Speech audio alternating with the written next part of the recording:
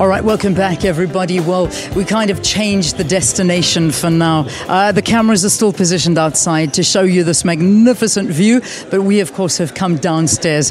That wind of PE has picked up, and it was blowing us all over the place. So we decided to come downstairs.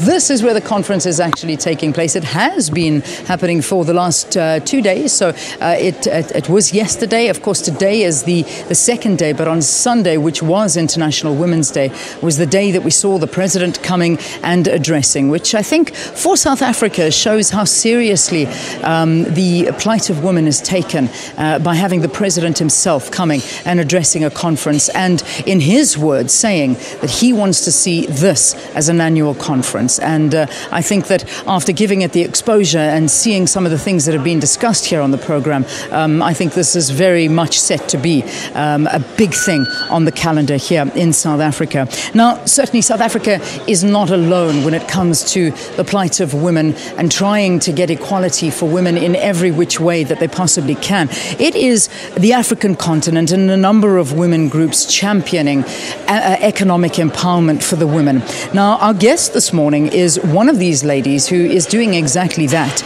Margareth Mattaba Chacha, she is the managing director of the Tanzanian Women's Bank, as one of the pioneers of the Women's Bank, and also holds a number of senior positions in the United Nations, and it's an honor to have her here. And another representative from Ghana who is here and who has spoken, and apparently, I didn't hear you speaking, but I believe you spoke absolutely beautifully, Ruby Kwanson, who is representing Ghana. Good to have both of you. Thank you very much for being our guests. Thank you for having us. Absolute pleasure.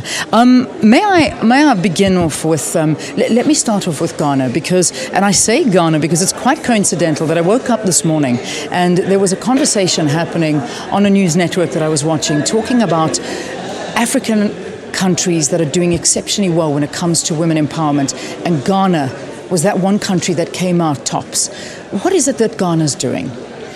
Well, I think you need to start from where Ghana came from, which is the military rule that did not allow a lot of interaction from civil population, and also coming from a culture in which women were not to be heard but were to be seen, which is almost something that happens around the continent. So when Ghana went back to constitutional rule in 1992, there was such huge legal framework that enabled us to participate in governance processes.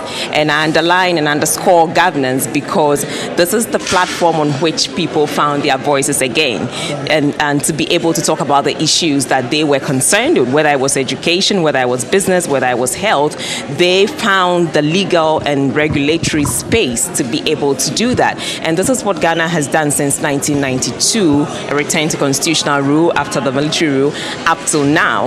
And so in every facet of public policy making, women have been on that platform. Of course, we cannot ignore the international frameworks, Beijing platforms, the UN resolutions, such as CEDAW, and the popular 1325, which says include women in conflict decisions and so on. So there's been a local framework, there's been an international framework, and there's been civic capacity that has been lifted up across the country, from local level, community level, all the way to national level, including parliament and supranational bodies like the African Union level. Yeah, which is a great accolade for Ghana and for the way forward of the country. It's using women to take the country forward. Now, Margaret, holding a position such as what you have, I mean, the MD of Tanzania's Women's Bank, I mean, it's a massive role, it's a wonderful role. In fact, having a women's bank in a country has to tell you that there is, I suppose, again, a lot of progressive thinking in the economic empowerment of women. What came about in Tanzania to have that school of thought? Yeah, thank you very much. Actually, I should say in Tanzania, we are not only politicizing, we are practical, very practical. Going back, our president, Mwalimu Nyerere, stopped all the boys from joining university for 2 years to make sure we have room for girls to go to the university. So that was a really bold step. And we have several ministries, and all ministries, women or gender issues are cut across. we are given money, for instance, from Community Development and Gender Ministry to really empower women. And also we have a special fund through Ministry of Planning, which is for women and also for youth. Now, on the same line, the government, actually, women in Tanzania, they are really powerful because they have been empowered. They went to see the president and said, you know what, without saying we have so many banks, but underline all banks regulations are for men because they are not catered for women. So we want a special institution which will look into our special needs. So they had to raise capital. After seeing that they couldn't, the government decided to give seed capital, and this bank was established in 2009. So we opened doors in 07. Believe me, our first agenda was what makes a woman to complain. So we dealt with that. And what makes a woman complain? I'd like to know that. What makes Tanzanian women complain? Yeah, because you could see the regulations. Central Bank, they never even have like separate regulations for women or men. But when you ask a woman to bring a referee, for instance, a woman is in the kitchen, who knows her? She can't even open an account. And again, you ask a woman to produce proof of address, knowing all addresses are in the man's name. They can't even, whatever.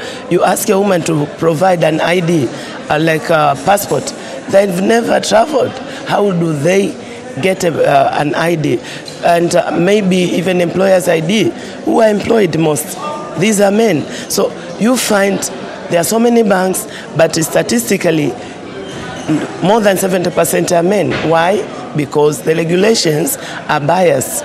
So this is what we saw. We said now we are going out of that, and we are going to make sure a woman have a place for herself. And we are not doing like other banks where they open a window for women, saying, okay, we have money for women, we have a window. But this is Women Bank. But of course, we are also looking at a man who is also vulnerable. So we are gender sensitive. We don't only look at a woman, but we look also at a man. That's amazing. Just finally, I've got to wrap this. Are there other banks like this on the continent? A women's bank that you know of? Yes, I know. There are some in India, but basically the way we established it, for Tanzania, this was a need-based bank. Women get together, they went to demand about it. But in other countries, either it's an NGO or it's a set of people, business people, who open a bank in the name of a woman, but for making money. But this is not the way. This is really for women, and we have decided to go very fast by using branchless. We are using technology to reach the rural areas and to make sure that we touch lives who matters. Fantastic. So this is, and to make it even encouraging for other countries, we never look at challenges. We see challenges as opportunities. And that's why we have made it in 5 years. We have touched lives more than 200,000. Lovely. And we are we are now really, even last time during International Women's Day, our president talked much about our bank.